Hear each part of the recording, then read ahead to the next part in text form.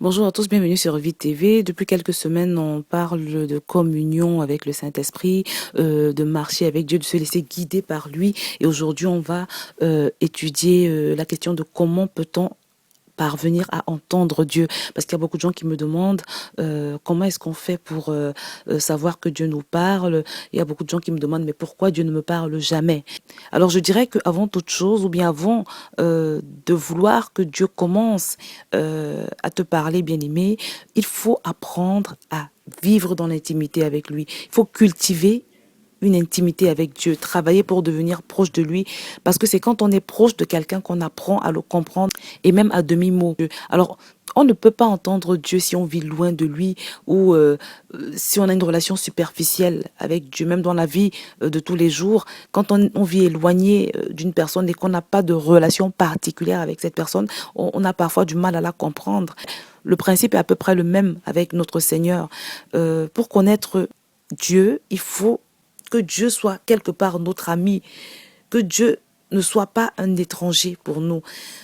Même pour comprendre la parole de Dieu, il faut le connaître intimement parce que si Dieu est un inconnu pour toi et que tu ne connais pas son cœur, il y a de fortes chances que tu comprennes sa parole de travers. Donc c'est très important de connaître Dieu.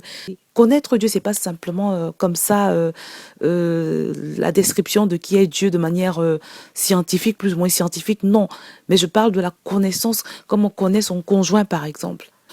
Alors, je rappelle simplement que l'intimité avec Dieu, comme on l'a vu dans les vidéos précédentes, c'est simplement de croire qu'il est avec toi en tout temps. Avoir cette conscience, parce que Dieu dit dans sa parole que nous sommes le temple du Saint-Esprit de Dieu. Dieu veut que tu crois en permanence, que tu marches dans la conscience en permanence qu'il est avec toi. Et c'est une chose que Dieu apprécie beaucoup. Et c'est une manifestation de foi qui déclenche en fait la manifestation de Dieu. Parce qu'il apprécie énormément que tu penses tout le temps à lui, que tu deviennes à la limite même obnubilé par lui.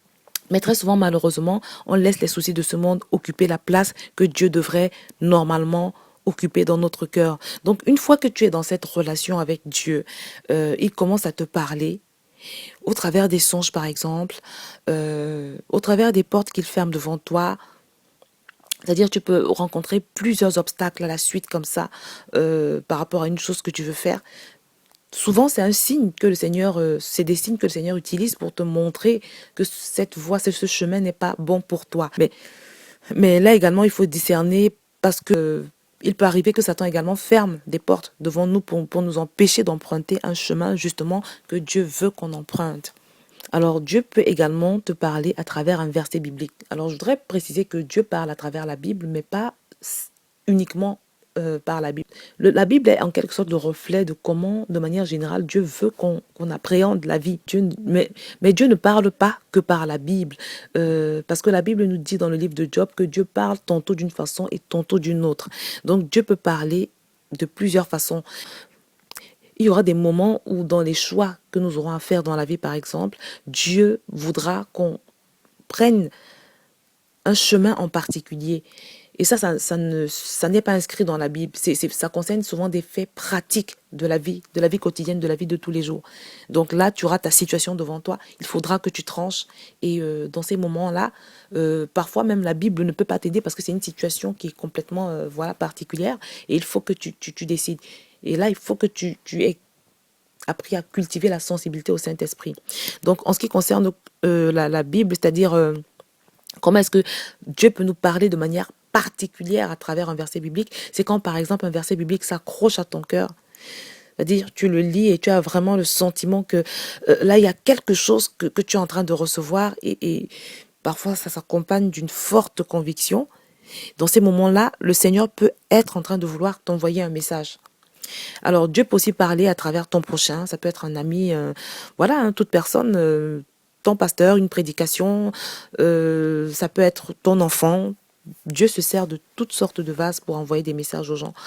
Alors, des fois également, le fait d'être troublé et de perdre sa paix quand vous vous engagez dans un chemin, dans une décision, peut signifier une désapprobation de Dieu. Donc, si, au moment où tu entreprends une chose, tu es troublé, tu n'es pas à l'aise, très souvent, bien aimé, ça signifie que Dieu n'est pas avec toi dans ce que tu essayes de faire, dans cette route que tu veux prendre, dans ce chemin que tu veux emprunter. Dieu parle par toutes sortes de moyens et la petite liste que je viens de donner n'est absolument pas exhaustive. Simplement, comme je l'ai dit plus haut, il faut cultiver une amitié, une complicité avec Dieu, de manière à ce que tu pourras apprendre à l'entendre et à développer ta sensibilité au Saint-Esprit, à devenir sensible au Saint-Esprit. Donc, comme je te dis, il faut être quelqu'un qui est après Dieu, quelqu'un qui a un cœur tourné vers Dieu.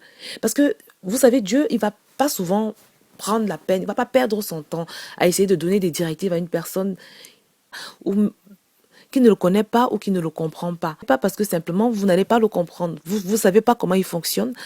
Et donc Dieu, en général, il va pas souvent s'adresser à vous parce qu'il sait que de toutes les manières, vous n'allez pas le comprendre. Vous n'avez pas l'habitude de communiquer avec Dieu. Vous n'avez pas l'habitude de fonctionner avec lui, de marcher avec lui.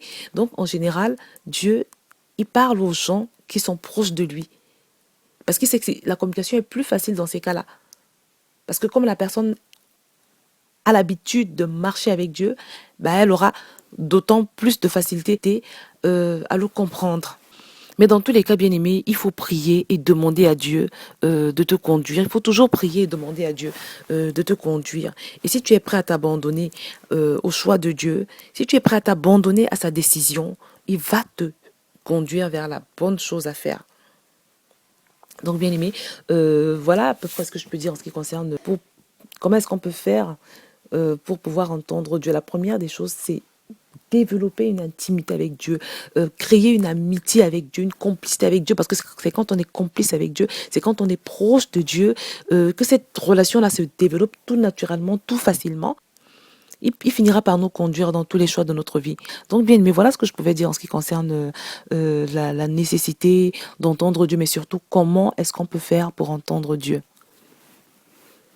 Et c'est une vidéo que j'ai faite justement parce que quand on parle de marcher avec Dieu, si on n'a pas appris à entendre Dieu bien-aimé, on ne pourra jamais marcher avec Dieu. En fait, si tu n'as pas appris à entendre Dieu, tu ne pourras jamais marcher avec lui malgré toute ta bonne volonté. Parce que sinon, comment est-ce que tu vas faire pour recevoir les instructions de Dieu? Tu ne pourras pas les recevoir et tu ne pourras pas faire sa volonté. Même si tu en as le désir, tu ne pourras pas. C'est pour cela qu'il est très important d'apprendre à entendre Dieu, de développer cette sensibilité nécessaire à ce que tu puisses entendre Dieu, bien-aimé. Donc, à compter d'aujourd'hui, si ce n'est pas encore fait pour toi, commence par travailler pour développer cette intimité avec Dieu. Commence par déjà croire qu'il est avec toi, parce qu'il est avec toi, bien-aimé. Il est avec toi dans tout ce que tu fais, partout où tu vas. Sache qu'il est avec toi. Même quand tu fais tes courses dans ton supermarché, il est avec toi. Parle-lui tout le temps. Parle-lui tout le temps. Il veut que tu tiennes compte de sa présence, bien-aimé. Et dès lors que tu vas développer cette amitié-là, de lui parler tout le temps, de lui dire ce que tu ressens, de l'interroger par rapport aux choses importantes ou même moins importantes, petit à petit, il y a des portes qui vont s'ouvrir ou se fermer, par exemple, dans les affaires que tu auras à faire dans ta vie. Petit à petit, il y a cette complicité qui va se créer, il y a cette communication qui va se créer entre Dieu et toi. Donc le commencement, c'est de développer cette intimité avec lui et puis tout le reste suivra. Une fois que tu commences à vivre en intimité avec Dieu, il te fait des signes, il se manifeste. Et quand il se manifeste, tu sais que c'est lui. Et tu pourras même faire des songes où le Seigneur va te montrer, il te montrera des choses cachées. Moi, par exemple, c'est un exemple rapide que je donne et je vais peut-être en faire un témoignage parce que j'ai trouvé que c'était quand même assez considérable. Au moment où j'ai voulu acheter mon véhicule la dernière fois, j'ai fait un songe 2 jours avant où j'ai vu une personne me dire de faire attention au véhicule que je vais acheter.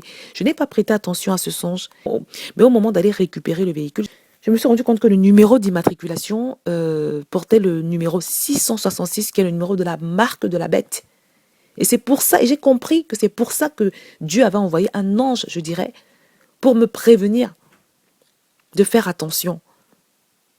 Ça, c'est un exemple, c'est la dernière chose qui m'est arrivée. Je peux dire que c'est la dernière fois que le Seigneur m'a parlé de manière vraiment significative et utile.